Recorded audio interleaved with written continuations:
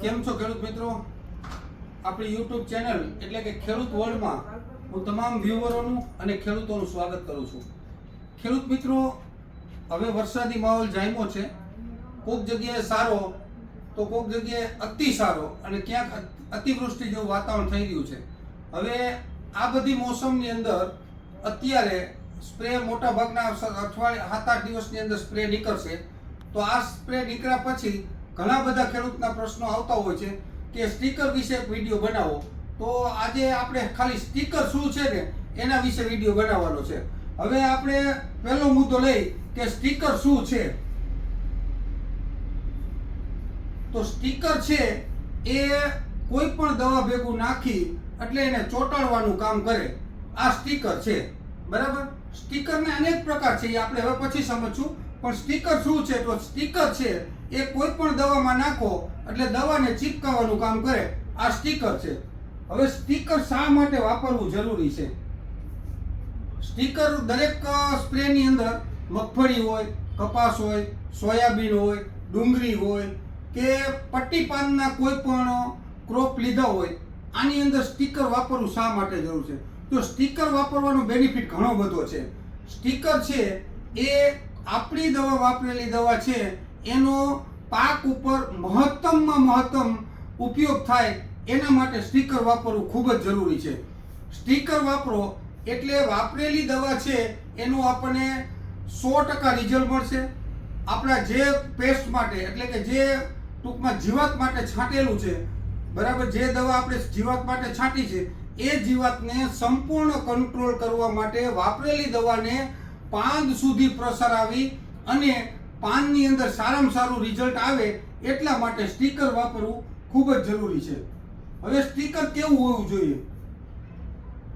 Sticker કેવું હોવું જોઈએ? તો કે સ્ટીકર છે એ સારી કંપનીનું, સારી રિઝલ્ટવાળી વસ્તુ આપતી હોય કંપની એ, અને સારામાં સારો બેનિફિટ મળી શકે એ સ્ટીકર વાપરવું બહુ જ હિતાવહ છે. અને સ્ટીકર આવું જ હોવું જોઈએ. હવે આપણે મુદ્દા ઉપર મેન આવી કે સારા સ્ટીકરની અંદર છે ને સ્ટીકર કેવું હોવું જોઈએ એનો જ આ મુદ્દો છે કે સારું સ્ટીકર હોય તો એમાં 4 પ્રકારના ટેકનિકલ આવે છે. એ કોઈને નહીં ખબર હોય. મોટા ભાગના આપણે એમ જ માની છીએ કે સ્ટીકર એટલે ચોંટાડવાની દવા, બીજું કાંઈ નહીં. પણ સ્ટીકર એટલે માત્ર ચોંટાડવાની દવા નથી અને માત્ર ચોંટાડવાની દવા આવે એ સ્ટીકર નથી, બરાબર. સ્ટીકરની અંદર 4 વસ્તુ હોવી જોઈએ. એક તો જો એમાં સ્ટીકિંગ એટલે કે સ્ટીકર હોવું જોઈએ, બીજું સ્પ્રેડર હોવું જોઈએ, ત્રીજું પેનિટ્રેટર હોવું જોઈએ અને ચોથું છે એક્ટિવેટર હોવું જોઈએ. આ 4 વસ્તુ હોય એને જ સારા માયલું સ્ટીકર હોવું કહેવાય છે.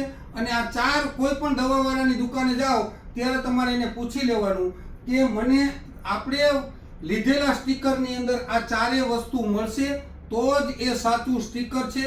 નહીં કે ખાલી ચોંટાડવાની દવા આવે તો એ સ્ટીકર નથી. ચોંટાડવાની દવા તમે કોઈ પણ દવા ભેગો ગોળ નાખો તો ચોંટી જવાનું છે, બરાબર. તો આ સ્ટીકર નથી. સ્ટીકર એટલે કે પાંદ છે. આ પાંદ છે